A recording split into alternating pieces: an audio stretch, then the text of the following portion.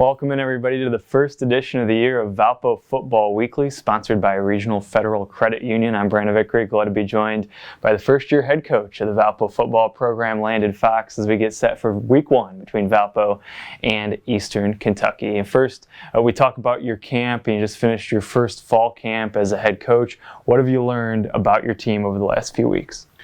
Yeah, the one thing I'm most proud of our football team, and we talk a lot about it just in terms of being the best version of yourself and how good you can be that day. And I quite frankly, I thought we took steps every single day to get better, minus maybe one day in camp. And it's hard. We talk about how good you can be for a long period of time and sustaining that excellence. And I thought our guys did an outstanding job. Very proud of those guys for what they were able to accomplish during the camp. And camp was long because of the early game, by NCAA rules. We started on August 3rd, so to their credit, did an outstanding job. Fans know about some of the marquee players of the program, but there are always some surprises in camp. Who are some guys that surprised you or may surprise fans in what they're able to do this season? Yeah, start on the offensive side of the ball, and at running back, Kyle Cartalis is a good player. The expectations are high for him. I think he has an all-league potential, but a guy that pushed him was Riley Allison. We saw a little bit of what he could do in spring football, but just continued that upward trend here in fall camp. And anytime you have that competition, it only makes those two guys better. At receiver, you saw a little bit of Ollie Reese last year. He continues to impress. Very good ball skills. So he had a good camp, and just challenge him every day just to be as consistent as he can be in all facets of blocking and effort. And yeah, he catches the ball really well. We just want him to be that complete player. So very excited what he was able to do. On the offensive line, Sam Vass is a guy that brings toughness every day to the team, and we preach that. Those guys up front need to be the leaders of the offense, and Sam did a nice job. And at quarterback, we had three guys really competing there with Jimmy Seawald, Chris Duncan, and then Joe Mullen. And Ben Nims, really, quite frankly, four guys, if you really want to say. And those guys, just ability to compete against each other, elevated play. And really thought Chris did a nice job, and his athleticism adds a different dynamic to the football team. So if you start there on offense, defensively, some guys that maybe some new faces. Trey Purdy, he's a transfer from East Tennessee State. He has some explosiveness off the edge as an edge rusher. So you'll hear his name and number called a decent amount. So excited about what he's been able to do. Austin Martins, another junior college transfer, and edge rusher. So he'll be able to provide some of that pass rush that we're looking for. So those two guys were exciting to see. In terms of our nickel position, Laddie Skorecki, he's done a great job. Tough, high effort, good, and a good athlete on top of it. So we're excited about what he's able to do at that position. And then, maybe not somebody new, but Jamari Booker, still solid back there for us in the back end.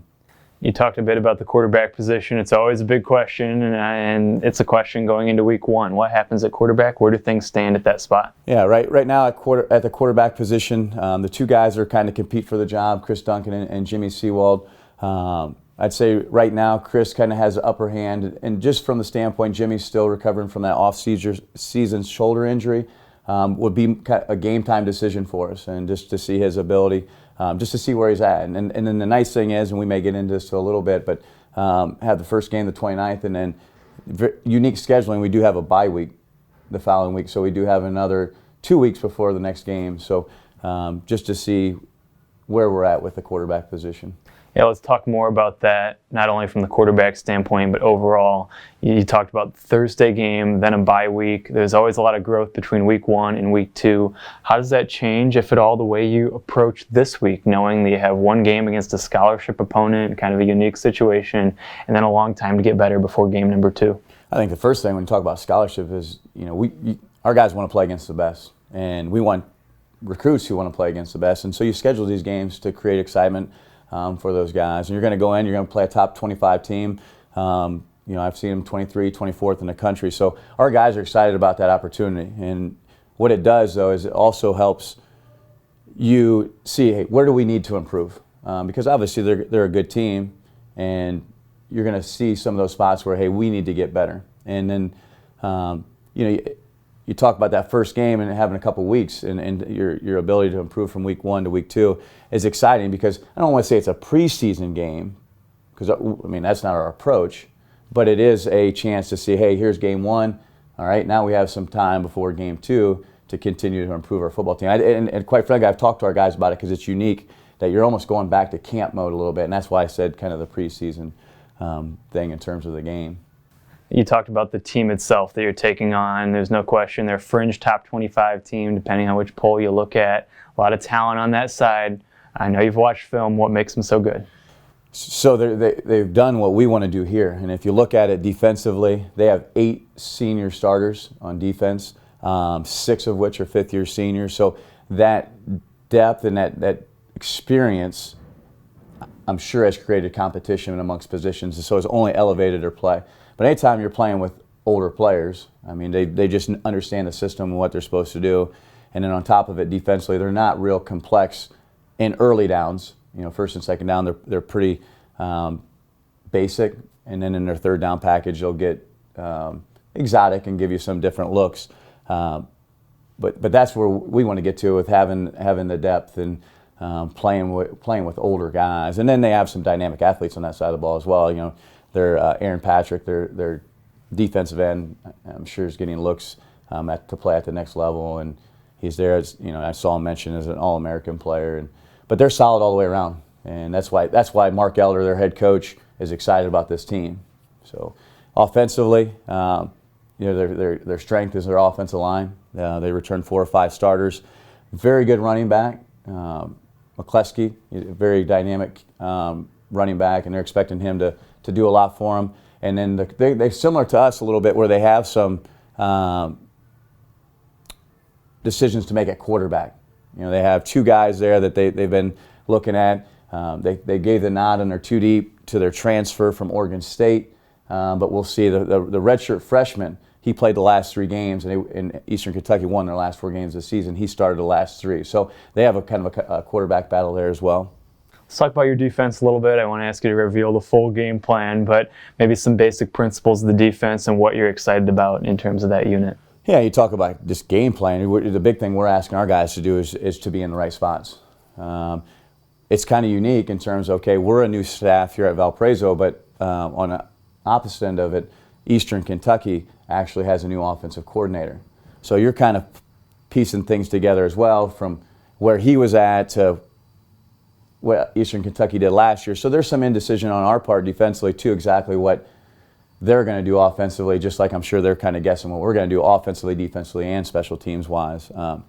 But the big thing is, I talk to the guys all the time about just falling back to our fundamentals. Do what we did in camp. Don't overthink it. Get aligned, get your eyes in the right spot, and then just play. Let's talk about the captains. You announced your captains last week, and 4 guys who have been significant leaders on the football team, and Jack Jarnigan and Jimmy Seawald on the offensive side. And then on the defensive side, you have Nick Turner and Jamari Booker. What stands out about those 4 to you?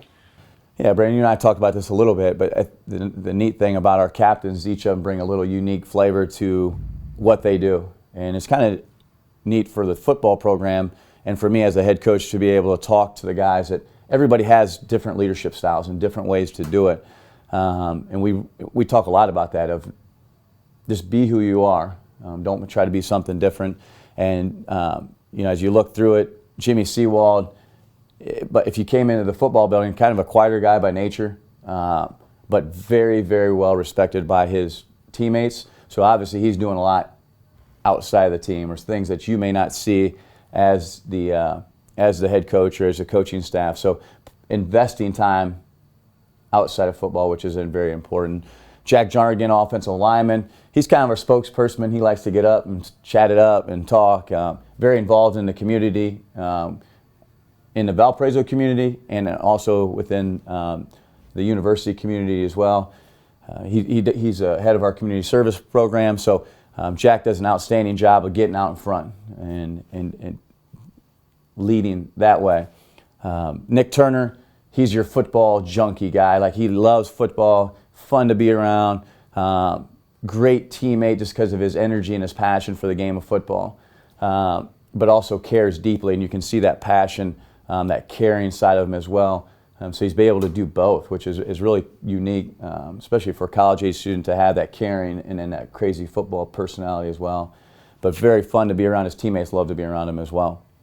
And then Jamari Booker, he's your football player. He's your football guy, and loves just to play football. And he gets a lot of respect from his teammates that way. Going to be a very good player for us back there. We're counting on Jamari to be the leader of the back end, but also the defense and the football team. And I'm sure his fellow players look at him at his play as well, not just what he does off the field, but his play as well. Sure.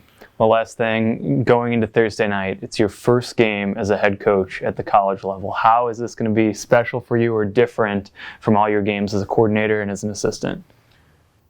Sure, it will be unique and special, but I think the one thing is, and people have asked me this a lot just in terms of how is it to be the head coach, is that, well, first surround yourself with great people, and I felt like I've done that with a great staff, and let them coach. And so I don't necessarily know if my role feels a whole lot different. Sure, it's the head coach, and you have to oversee the whole facet of the program, but not a whole lot different than what I just did from a defensive perspective. And it's exciting. I'm excited. I'm excited for the guys in terms of an opportunity to go out there and compete. And but for me, it's I don't want to say another game, but in a way, it's exciting to go out there and just to play the game of football, and we're grateful to have the opportunity.